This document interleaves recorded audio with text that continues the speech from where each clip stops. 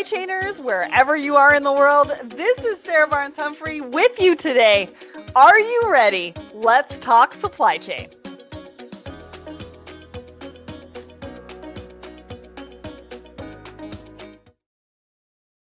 Good morning, everyone, and welcome to Thoughts and Coffee. My name is Sarah Barnes-Humphrey. I'm the CEO and host and founder of Let's Talk Supply Chain, the Blended Podcast, and the founder of the Blended Pledge. And I'm coming to you from sunny Long Beach, California, because I am here for TPM this week. And I believe some stuff went out yesterday on social media live at TPM. It's their 25th anniversary, and I'm here to celebrate with them because such a great conference. And so if you're here, I want to come and say hi to me today. I'm just going to be recording some more stuff for live at TPM. And if you're not, stay tuned on their social media to find out a little bit more. All right. Well, before we get into everything, I want to mention our show sponsor, which is the Secret Society of Supply Chain. Head over to secretsocietyofsupplychain.com. We've got all sorts of membership groups for you, women in supply chain groups, groups for marketing professionals in supply chain, and our Secret Society of Supply Chain membership as well. We've got a great show for you today. Mark from Softeon is back in the studio to talk all about warehousing and inventory management. We're going to be talking about robots versus drones and so much more. But before I bring them up, let's talk about our brand new episode. So as you all know, on Saturday is International Women's Day. And in honor of that, Christine Barnhart and I, and she hosts Supply Chain Unfiltered, got together to talk about women in supply chain, women empowering other women, women supporting other women, and what that looks like. It's a great episode. We had some fun talking about some of the stuff we've been through. We've seen what we'd like to see for the industry. So it's episode 452, wherever you listen to the show. I see you, Frank. I see you, Rob. If you are tuning in, I want to make sure that you are putting in the comments where you are tuning in from, because we'd love to give you a shout out. Next, I just wanted to let you all know. So Saturday, I'm actually going to be at a conference in Mississauga, which is just outside of Toronto. I am one of the finalists for the 2025 Women Rise Awards amongst these amazing women, Callum and Mega. And I just want to say thank you so much to Empowering Women in Business for listing me as a finalist for Saturday, and I can't wait to see everybody. All right, next, I just wanted to share. So Mark, who is coming on and being the guest for Thoughts and Coffee today, he was a guest for our LinkedIn Live, I think it was last week or the week before, From Chaos to Coordination, and we talked all about using warehouse automation to achieve long-term success. If you didn't check it out, we're going to put the link in the comments for you to go and watch it, because the topics that we talk about today, we dive into a little bit deeper on that particular episode. So we want to make sure that we cover all of those discussions during our live today. And I think last but not least, I have a new monthly pop out. So last month we rebranded the monthly hustle to the monthly pop, which is progress over perfection.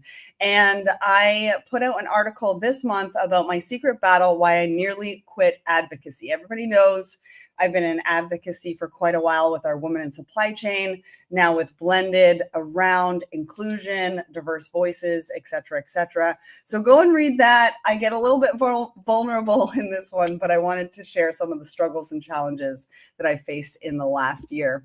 Plus, where are we going to be? Well, right now we're at TPM 25, March 2nd through 5th in Long Beach, California. Then I'm going to be at Break Bulk April 24th through 25th in New Orleans, and Home Delivery World May 21st and 22nd. Go and check out all of those events, and hopefully I will see you there. All right. I think that it is time to bring up Mark. I've definitely talked for way too much. All right, Mark, good morning. How are you? I'm great. How are you? And just as a note, there's a big storm system not affecting you, but affecting the rest of the country, going smack dab through the country. And right now, I can see outside. It's about 50-mile-an-hour winds and horrible storm. So if you lose me, that's why. So just let you know.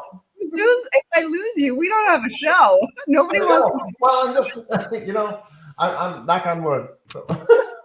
Where are you located for that storm? I'm just about an hour north of Houston.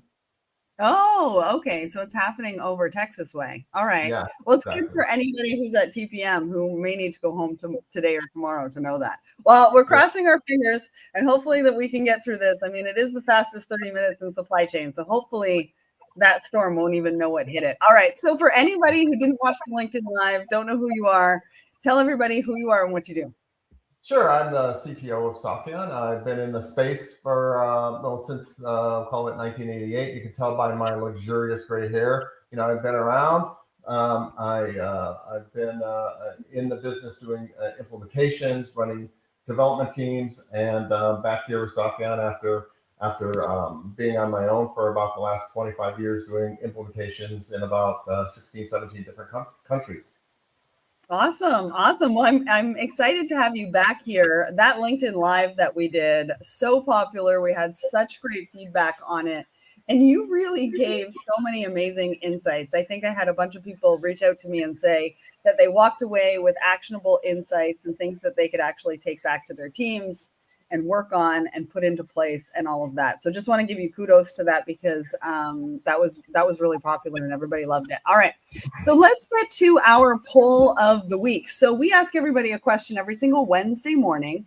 And last week we asked, what's the most important warehouse management system or WMS feature? Now we had over 126 votes for this one. 40% said data visibility. 31% said speed and efficiency. 16% said user-friendly design, which we're going to talk about in a minute. And 13% said customization. Mark, does this surprise you? Like, is this something, do these numbers surprise you at all? Where did you think this was going to land? No, I think that it's right on with what we're seeing, what I'm seeing, and what I've been seeing, let's say for the last 10 years. On the data visibility, if you think about what's happened with our industry, which is really super exciting. I'm starting with the great engineering schools who have turned out some great programs around supply chains. The professional the shift to much more professional staff running things means that they just need access to what's going on right now. Data, visibility of the data, displays, KPIs. That does not surprise me at all because the shift, like I said, over the last 10 or 15 years to a much more professional level of folks, running these supply chains from when I started, which was a guy, the cigar, looking above the supply chain, looking above the warehouse. And, it's dramatically changed. The speed and efficiency, obviously, right? That's about, scalability, we talk a lot about scalability and, the rest of this is pretty obvious. Yeah. The office that was above the warehouse with the window, like when you said, that's immediately where my mind went. Exactly. That was like, some guy saying, you know how many guys I got sitting around not doing anything right now because the system is down, chewing on a cigar. That was pretty much what it was like when I started. Back in the day. Well, I want to give a shout out to Scott. He says consideration for all users, not just leaders and managers. So I say user friendly. Now, this is something that we're going to be talking a little bit later on in the conversation. Chris says depends on the domain, accuracy and traceability. Geraldo says the most important feature of a WMS can vary depending on the specific needs. What do you think about all three of those comments? Yeah, we'll talk a lot about the UI side of things in a little bit because it's not just the UI. It's about what does it take for a person to get up to speed and effective, not just using the software or operating, in the facility, but effective in the facility. And, the point about like it depends is so true because, there's highly automated facilities where, things are, vast majority of things are on autopilot, but you have what we call a HMI, human machine interface, that basically can show you a diagram of like the pieces that are working, any trouble spots and things like that. So the variability of the warehouses out there is what's so really exciting about our industry and makes it so, awesome to work in it.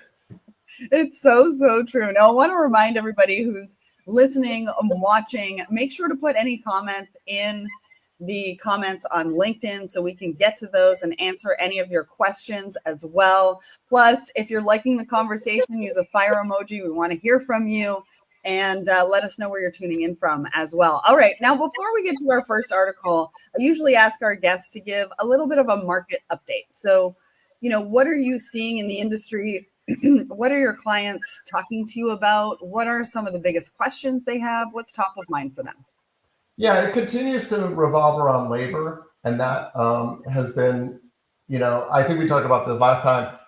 The issue that we have here with warehouses is they tend to be co-located, right? And people will go across the street for either an easier, friendlier job or 5 cents an hour or something like that. And I think that continues to be that's like a battlefront, right? That's just a battlefront for how the operations need to work. I think that there's some concern over the changes with the new administration, but in the warehouse field myself, I don't feel that as much as I think folks on the transportation are looking at that and wondering. But those are the two big things that I'm hearing. Yeah, I think for me being here at TPM, the number one thing everybody's thinking about and talking about is tariffs, which we are not going to get into today. That's a much bigger topic than what we can talk. I like the fact that I can work in the four walls mostly, or the four walls plus the yard, and then that's my universe of things that I can think about. So that's definitely top of mind for everybody today, and I think it's today that it happens. So everybody's sort of waiting to see what happens. But you and I talked about labor during that LinkedIn Live. And so the link is in the comments. We talk more about labor and what you can do about that in that live. So go check that out. All right, I think that's great. So let's get into our first article. Now, I picked this article because I thought it was interesting. I was just at Manifest a few weeks ago, and of course, there was a lot of different options for warehouse management or inventory management. Some people were displaying robots. Some people were displaying drones. And so I think it's sort of a battle between which one is right for inventory management. Maybe it's a combination of the two. I'm not entirely sure. But I wanted to bring this article to our conversation today because I thought it was right up your alley, Mark. Basically, this article talks about how drones are good for inventory management. AMR equals robots, but robots are also good for inventory management, and they have a variety of pros and cons to each. My question was sort of around, can they work hand in hand? Can you use both, or do you sort of use one over the other? And are we in this versus mode? So Mark, talk to me about this. I have a few comments from the article, but I want to get your take on this first. Yeah, for me, this isn't a us or them situation with these techs. These techs have, in my view, right this very second, as we speak today, they're good at different use cases. So, we've been using drones for, I don't know, the past 7-8 years, I would say, for inventory. So inventory operations, so IOPS, or inventory operations, which means counting, cycle counting, looking for empty locations, that sort of validating locations. In that situation, drones are really good at that. Now, I would say that you have to coordinate that really well, because when you have drones in an aisle, most of the time you can't have a human associated in the same aisle, just because of safety things. So there's a little bit of an issue there sometimes with regard to when you can use the drones. In most of the robots these days are really good at collision avoidance, and robots and humans can occupy the same space very well in most cases. There's some exceptions about fast lanes and things like that. But to me, they're vastly different use cases. I still love the drones from an inventory operations perspective. It's fabulous. Now, from like the rest of the facility, picking, replenishments, etc. That's where the AMRs come in, and they absolutely dominate the space. I have a question on that, because in my mind, with the drones, to have a human operator behind it to operate, and I could be completely wrong. Whereas the robots are more automated. And in this article, it says that, once they decide that they need to be recharged, they can go back to their charging station without human interaction or interference. Is that the case where it needs a little bit more human interaction or no? I would say right now, as the market stands, mostly. There's a new set of drones coming out that are much more autonomous. The first generation was into the racks and whatever, and then the next generation was building in a collision avoidance system where it kept you within it basically you just went up and down. You still operated, but it kept a safe distance from the racks. This next generation that we started to see a couple of years ago are much more autonomous. Like they could go out and you can say, go into this aisle, look at all the locations, and it'll do that. And so I think it's a progression, right? And we're just starting to see those drones get a little bit better about being autonomous. The vast majority of things that I'm just one data point. The vast majority of things that I've implemented, it's a more like an assisted thing where you basically are telling it to do this aisle and you're going up and down. It's maintaining distances and doing that sort of stuff autonomously, but you're guiding it up and down the racks and just making sure it gets. So I think it's a maturity thing. It's getting there. This next year or two, I think you'll see a lot of more movement toward autonomous, devices out there on that front. Yeah. Well, so a couple of things that stood out from this article for me was robots can run longer than drones. So robots have they have 10-hour battery life, whereas drones are about 2 to 25 minutes. Is that right? Yeah, that is a real life thing. It's a bit like the hip printers, right? Where you got a hip printer, it's awesome, but the media supply is really small because it's a hip printer, right? These things have to fly, so you can't put a 2-pound battery in there, or something like that. So you can't put a massive battery in, and the flight times are still an issue. I think for doing inventory operations where you're basically saying, okay, I'm going to count this aisle and then I'm going to change the battery and then do the next aisle. It's not super intrusive, but once you get into more of wanting an autonomous situation, then you have to have those in the air, for longer durations. Right. And then it said robots or AMRs are easily adaptable to the environment. Drones hate contained or confined spaces. That was one of the things that this article said. They said one of the risks around drones are potential for crashes as well. Yeah, right. As I said, though, I think the drone guys have done a pretty good job over the last couple of years working on collision avoidance. The first ones that were out there, they were crashing right and left, and it was a bit of a mess, literally a mess. I don't buy that part about that. I mean, there's some. Look, robots need a flat floor, so most of them anyway, they struggle a bit with uneven surfaces. And the reality is, I've done big paper mills and stuff like that where, those drones are awesome because, they can get an overhead view of a massive amount of these big rolls, these 3,000-pound rolls, and you can't get in there. They're occluded. All those rolls are occluded. So I would say that, again, it just goes back to, one of the comments you originally started with, the fellow or the person that said, hey, it just depends on, your operational requirements. That's the deal, right? What kind of facility are you in, and what kind of material are you trying to understand, right? Because sometimes a drone with an overhead shot can give you a better view of things. Absolutely. All right, let's get into our second article, which is from Softeon. And this is what we were alluding to at the top of the show. And it's not something that we talk a lot about, but you're so right in the fact that UI, UX design is going to really pave the way for adoption for any sort of new technology. It needs to be easy to use. There needs to be potential for less training involved. So talk to me about this article. Why did you write it? Why do you think that it's so important for people and supply chain leaders, supply chain teams when they're looking to adopt new technology? Right. I think that it goes somewhat back to the conversation that we had about labor and making the ergonomics in such a way that people can be performing well without putting in all the effort. I mean, even so, like when we look at the UI, we look at the usability part of it. Like, hey, it's got to be easy to use, very plain, you should have a small amount of things on the screen and plainly readable, and maybe images of the things you're picking, etc. But more importantly, from my perspective, is training is not just about training on a relatively simple app. It's about navigating.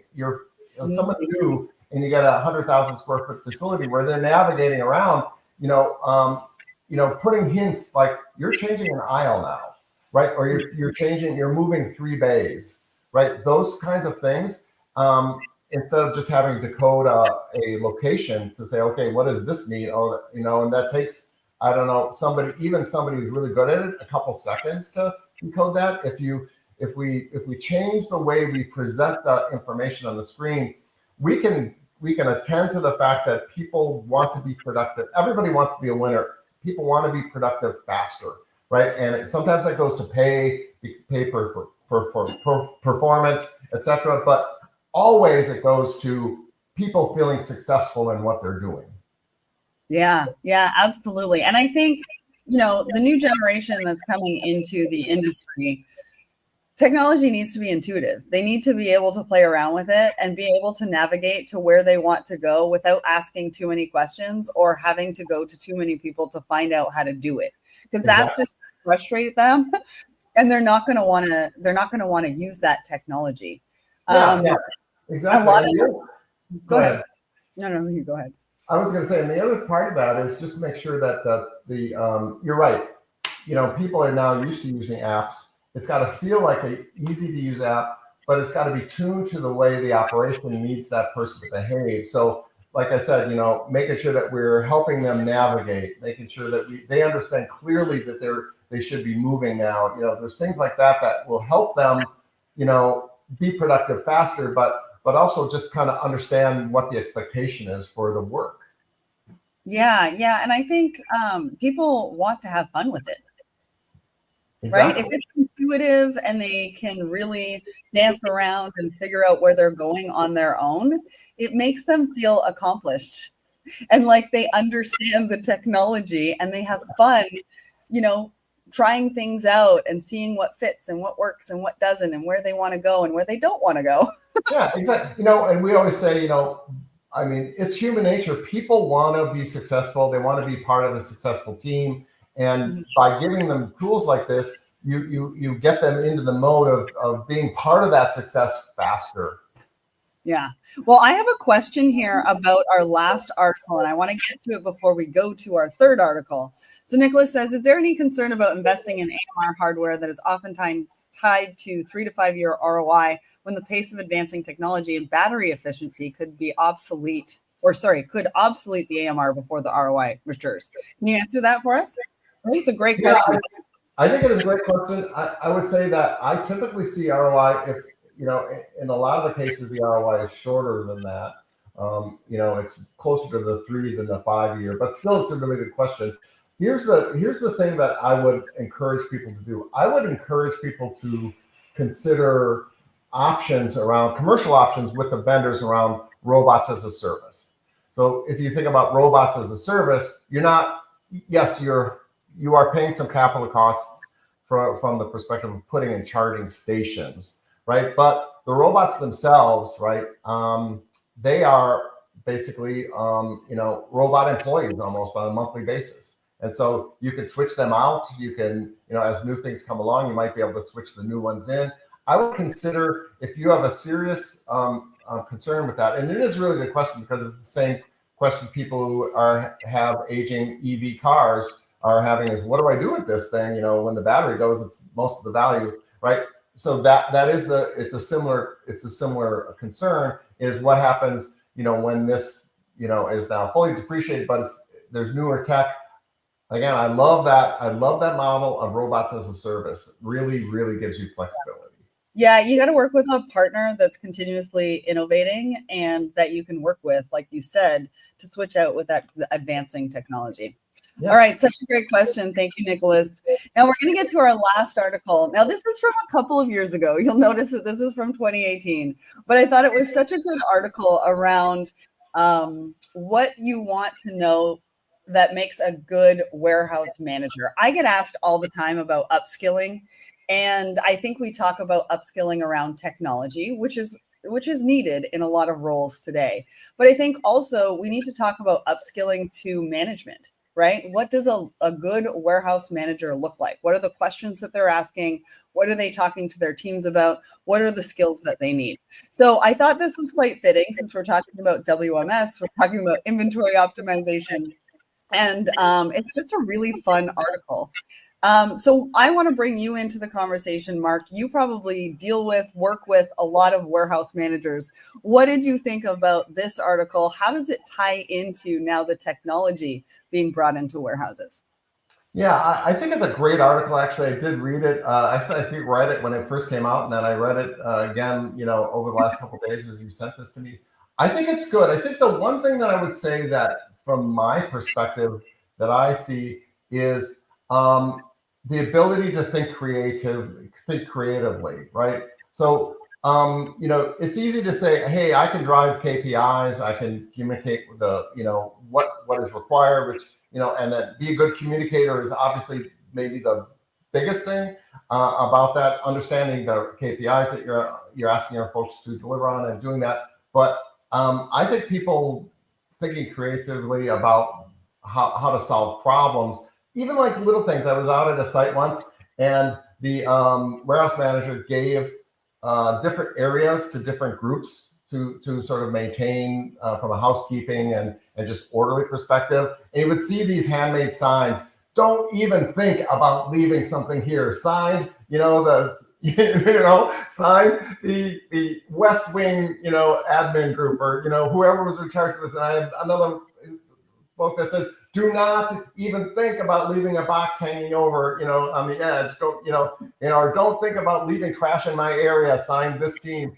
Giving that sort of creative, license to different groups to be responsible for their different areas and to have fun with it a little bit I love seeing that kind of stuff in the site, because it tells me there's attention to detail and there's somebody specifically worrying about that detail in that area, and delegating that kind of responsibility to your leaders is one of the biggest things that I think, we've historically been missing.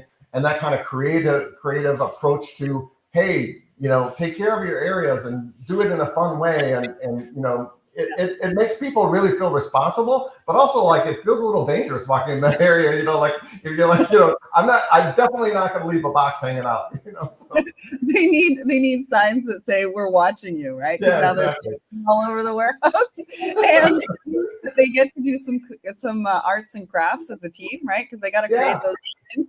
Yeah, in fact, I did some for a craft company, and there was they actually had a contest to bedazzle their signs. It was fabulous. That's the kind of stuff I love. That creative approach to enabling them to be responsible for their areas and showing people that they care is really a big part of being a good any kind of good leader. Yeah, the ownership piece. I love that. So some of the things that stood out to me were know the product as well as the owner. They were saying that the warehouse manager in this particular case gets involved in buying and forecasting, which is not typical. But if they understand the product, they can actually support and assist internally. And that's where that internal collaboration comes from. Be nuts for process, quick to adapt during peak season, look outside the box to build your team. That was another one. Obsessed with productivity and, like you said, Mark, communication. So that really brings us to the end of the show. I just want to say thank you to everybody who was in the audience. I want to thank you to the weather gods so that Mark could stay with us for the whole show.